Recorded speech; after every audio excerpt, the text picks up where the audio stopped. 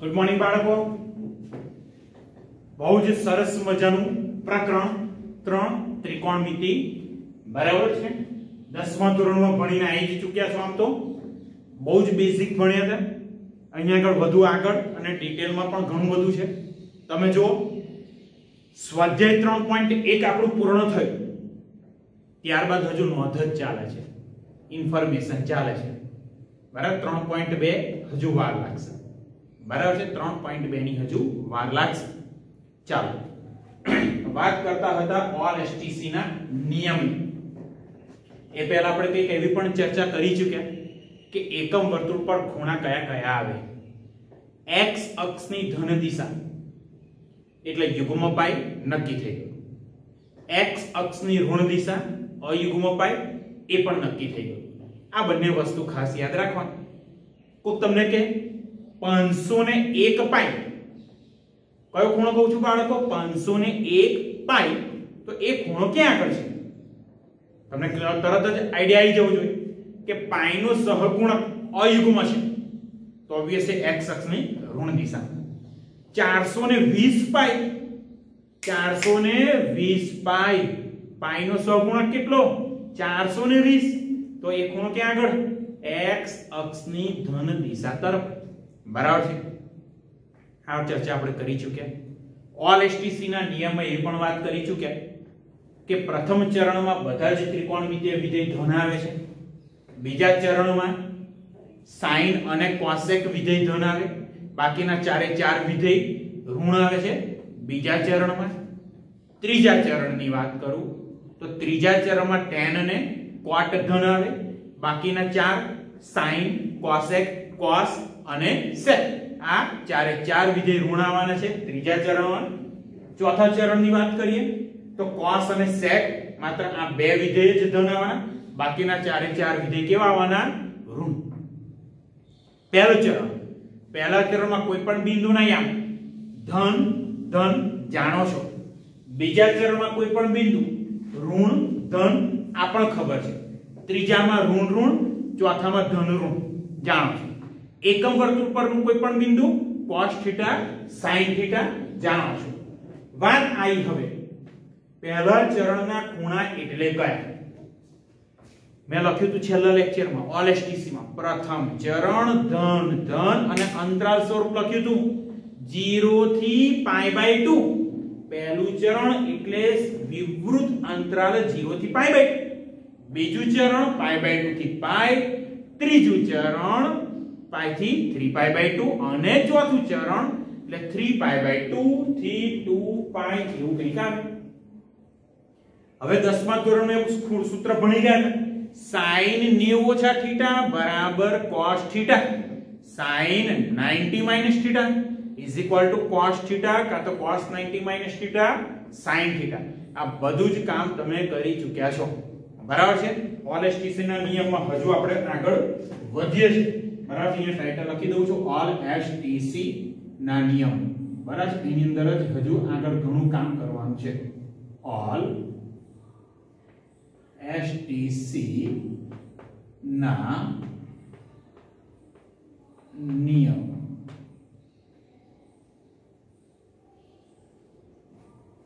ચાલો, all STC ના નિયમો. 10મા ધોરણની એક બેઝિક વાત કરી દઉં, પછી નિયમોમાં આગળ વધીએ. બરાબર છે. ચાલો, અહીંયા આગળ ધ્યાન રાખો. એકમ વર્તુળ દોરું છું અને પછી એની અંદરથી કામ કરું છું. નાનકડું એકમ વર્તુળ દોરું છું, ફરી પાછું મોટું વર્તુળ દોરવાનું જ છે. આ 10મા ધોરણની લગભગ વાત છે. ઓકે, ચાલો, આ કોઈ બિંદુ છે. આ બિંદુ કયું છે? P. યામ આપણે જાણીએ છીએ x y અથવા તો હવે cos θ sin θ આ જાણો છો. બરાબર છે. અહીંયા આગળ x y પણ લખી રાખો. x y. આ ખૂણો 90 નો છે અને આ ખૂણો કયો છે? થીટામાં.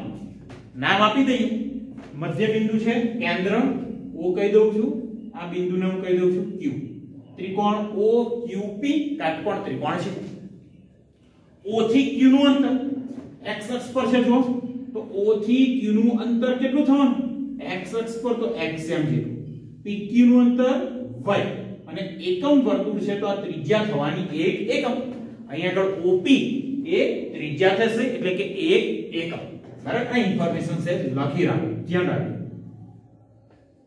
અહીં કાકોત્રી, બાળકો કાકોત્રી એટલે ખબર છે ને, કાટકોણ ત્રિકોણ કાકોત્રી OQP માં, કાકોત્રી OQP માં OQ બરાબર x, PQ બરાબર y બરાબર છે અને OP બરાબર 1 એકમ જાણો છો. પણ xm એટલે cos θ એ પણ જાણીએ છીએ, ym એટલે sin θ એ પણ જાણીએ છીએ. વધારાનું લખું ખૂણો POQ તથા ખૂણો POQ બરાબર શું છે? થીટા. ચાલો cos θ ની વાત કરી લો. બરાબર છે, કોની વાત કરું છું? cos θ. તો હવે cos θ, cos θ એટલે શું થાય? cos θ એટલે પાસેની બાજુ છેદમાં કર્ણ એટલે x બરાબર cos θ જાણો છો તમે, અને sin θ બરાબર સામેની બાજુ y ના છેદમાં કર્ણ, કર્ણ તો 1 છે એટલે cos θ x sin θ y જાણો છો. હવે મહત્વની વાત આવી, આ બધું તમે લગભગ જાણતા હતા. હવે સૌથી વધારે મહત્વની વાત, આ ત્રિકોણ OPQ છે તો આ ખૂણો થીટા છે, ખૂણો 90 નો છે તો આ ખૂણો થશે 90 ઓછા થીટા. કદાચ યાદ હોય તો આ ખૂણો કેટલાનો થાય? 90 ઓછા થીટા. તો 90 ઓછા થીટા માટે સામેની બાજુ x આવવાની, પાસેની બાજુ y આવશે. થીટા માટે પાસેની બાજુ x છે, સામેની બાજુ y છે, પણ 90 ઓછા થીટા માટે પાસેની બાજુ y, સામેની બાજુ x થાય.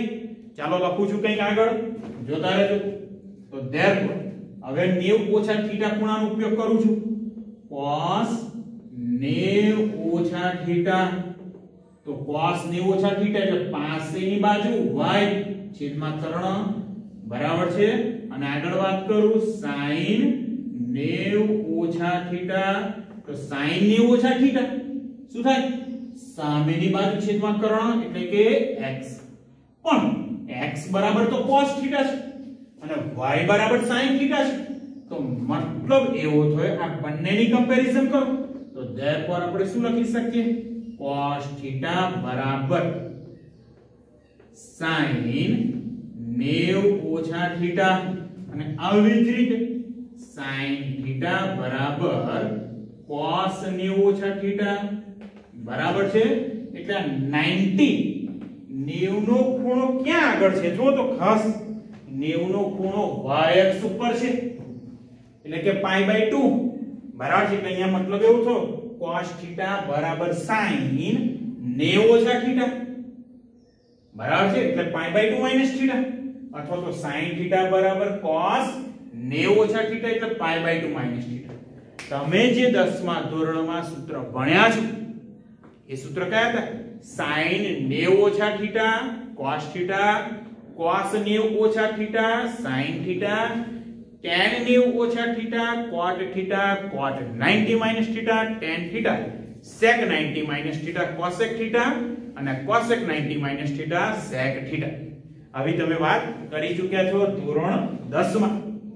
10મા ધોરણમાં બધી ચર્ચા કરી ચૂક્યા છો. મતલબ 90 એટલે કે π/2 એટલે કે y અક્ષ પરનો ખૂણો, જો ખૂણો y અક્ષ પર આવે એટલે 90 ઓછા થીટા, તો 90 ખૂણો ક્યાં આગળ? y અક્ષ ઉપર. આગળ વાત કરું, અહીંયા આગળ 270 y અક્ષ ઉપર. આગળ વાત કરીએ તો અહીંયા આગળ ખૂણો આવશે 450 y અક્ષ ઉપર, અથવા તો રેડિયન ની જ વાત કરીએ તો અહીંયા π/2, અહીંયા જાઓ 3π/2, આગળ જાઓ 5π/2, આગળ જાઓ 7π/2, 9π/2, 11π/2, 13π/2, 15π/2, 17π/2, 19π/2, 21π/2, 23π/2. ઘણું બધું. જ્યારે y અક્ષ પરનો ખૂણો આવશે ત્યારે વિધેય બદલાઈ જાય, cos નું કન્વર્ટ થાય sin માં, sin બદલાઈને cos માં, tan cot માં, cot tan માં, sec cosec માં અને cos sec. આ યાદ રાખો, y અક્ષ પરના ખૂણાથી વિધેય હંમેશા બદલાય. y અક્ષ પરના ખૂણાથી વિધેય હંમેશા બદલાય. x અક્ષ પરના ખૂણાથી વિધેય ક્યારેય ના બદલાય. x અક્ષ પરનો ખૂણો 0 π 2 π 3 π 4 π 5 π 6 π બરાબર યુગ્મ પાય અયુગ્મ પાય. વિધેય ક્યારેય બદલાશે નહીં x અક્ષ પરના ખૂણાથી. y અક્ષ પરના ખૂણાથી વિધેય હંમેશા બદલી જાય. બરાબર છે. તો સર આનો ઉપયોગ શું કરીએ છીએ વાત, પણ પહેલા એક સેટ યાદ રાખો. y અક્ષ પર ખૂણા આવે તો વિધેય બદલાય, x અક્ષ પર ખૂણા આવે તો વિધેય બદલાય નહીં. આ સેટ યાદ રાખજો. ચાલો હવે OLSTC ના નિયમમાં જ થોડું આગળ વધીએ. બરાબર છે. આની અંદર બધું જ વાત આવશે. x અક્ષ પર y અક્ષ પર એ વખત ચર્ચા કરીશ અને એ વખત તમને કહીશ બાળકો યાદ કરો. y અક્ષ પર ન બદલાઈ જાય, x અક્ષ પર ના બદલાય. ઓકે. ચાલો હવે એક મોટું સર્કલ ડ્રો કરું છું. એમાં તમને સમજાવવાનું છે. એકમ વર્તુળની વાત આવી. બરાબર છે. એકમ વર્તુળની વાત આવી છે અને એમાં પાછા OLSTC નો નિયમ.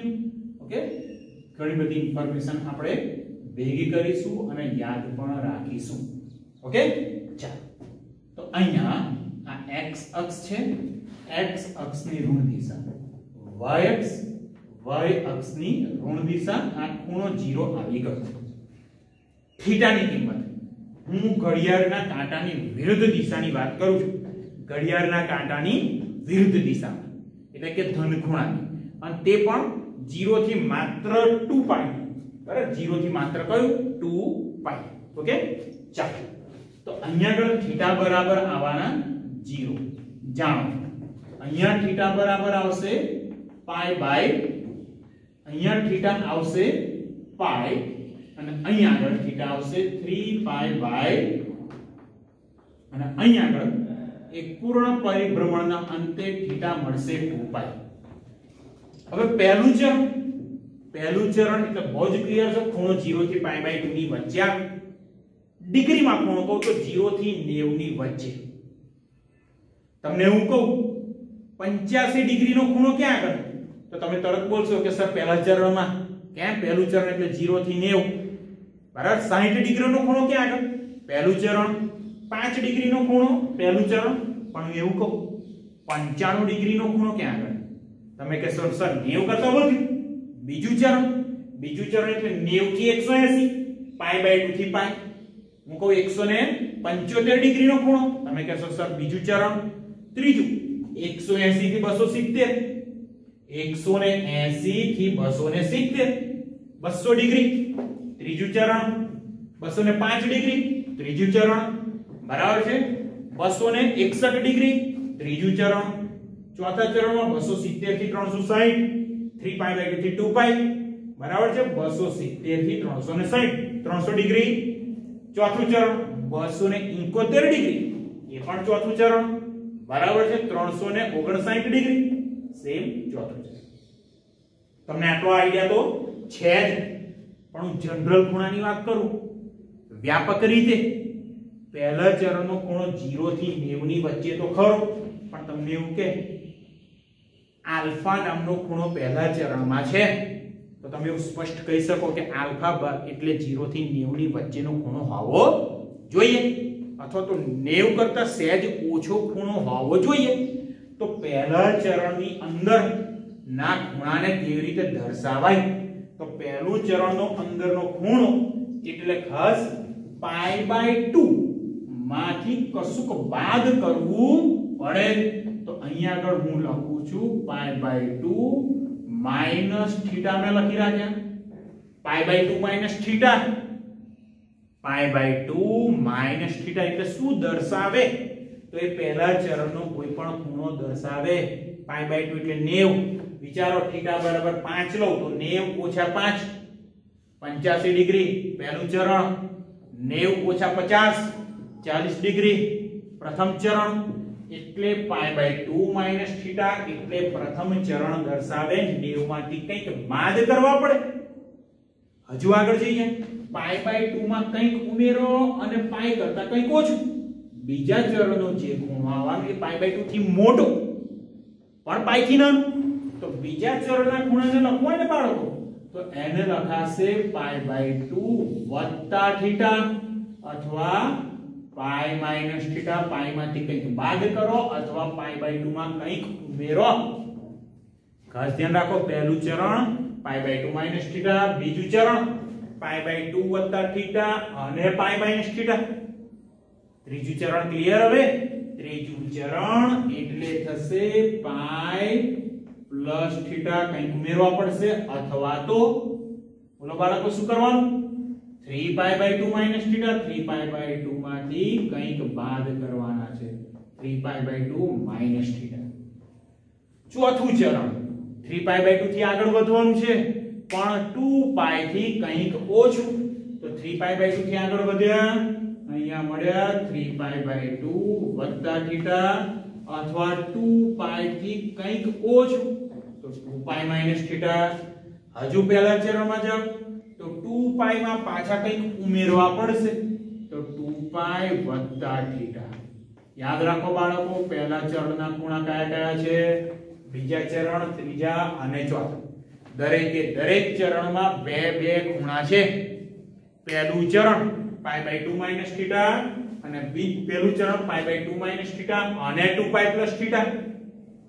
બીજું ચરણ π/2 વત્તા થીટા અથવા પાઈ માંથી કંઈક બાદ કરો, પાઈ માઈનસ થીટા. ત્રીજું ચરણ પાઈ માં કંઈક ઉમેરો, પાઈ પ્લસ થીટા અથવા 3π/2 માઈનસ થીટા.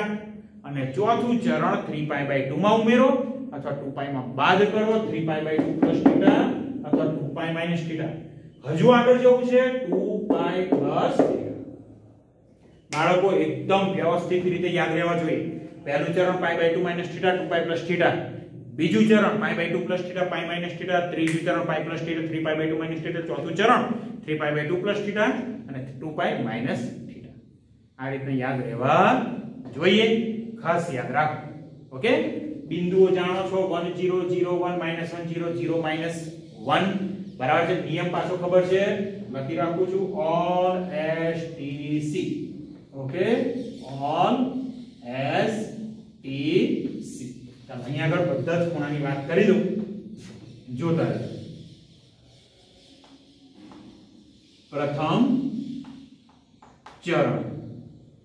પ્રથમ ચરણના ખૂણાઓ કયા કયા? એક તો 0 થી π/2 પહેલા લખવું પડે. બીજું શું લખીશું?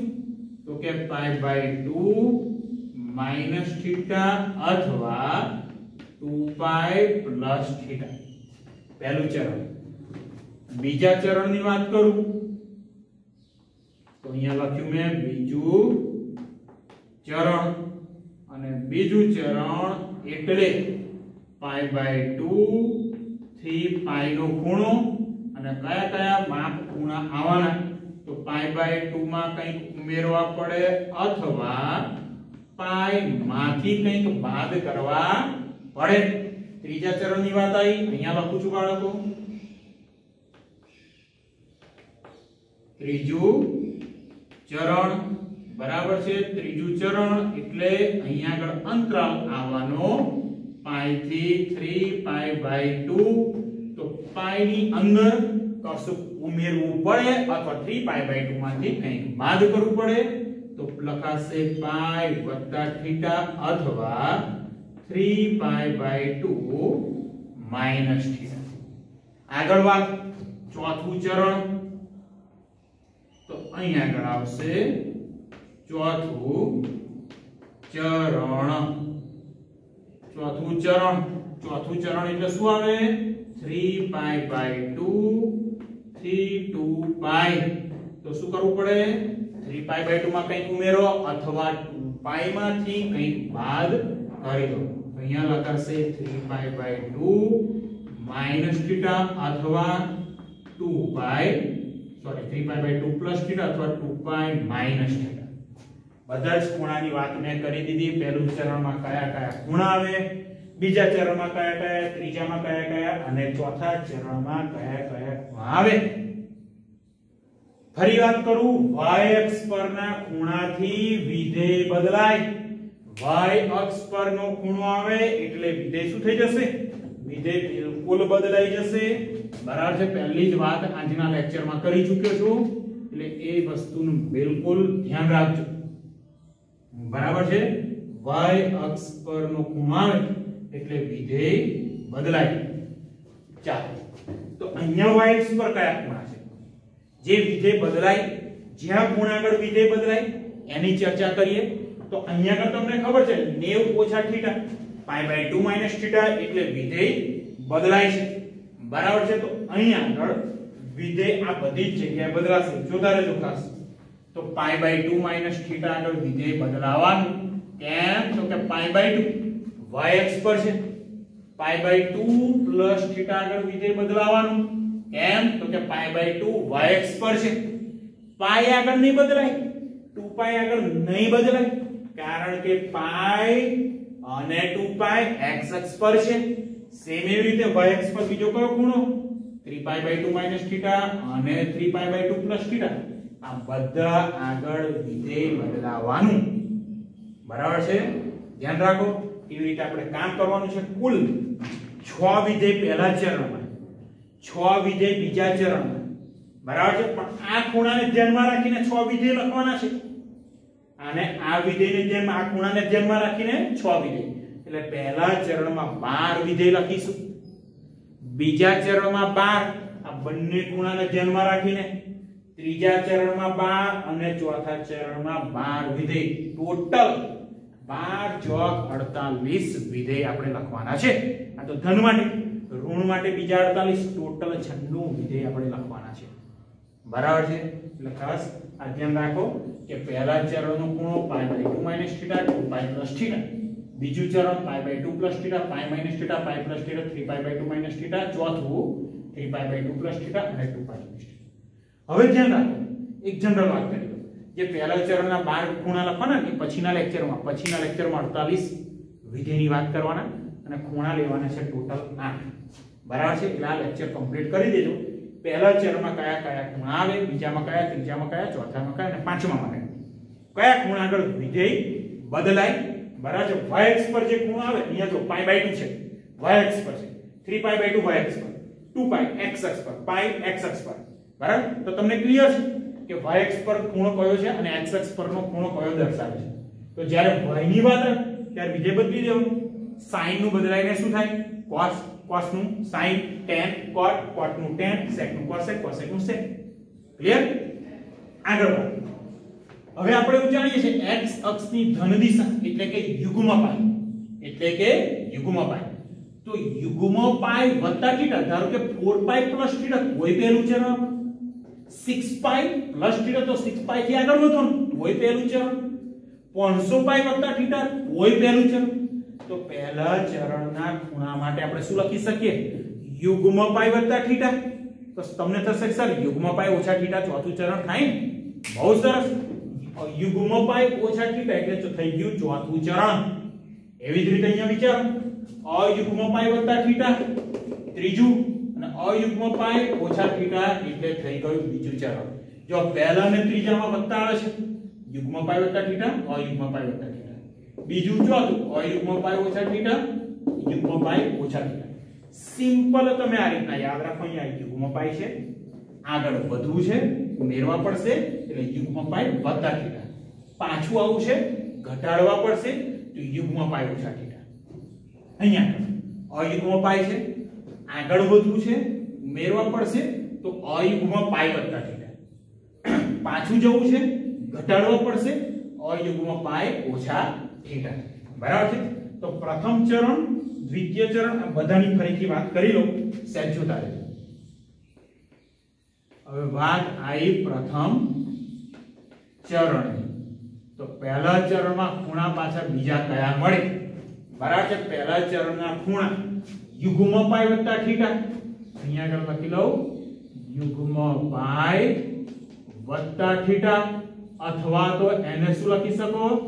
2n pi plus θ. આ પ્રથમ ચરણનો ખૂણો દર્શાવે.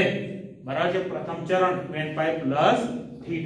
તો અહીંયા આગળ આપણે લખી શકીએ ખૂણો. ખૂણો.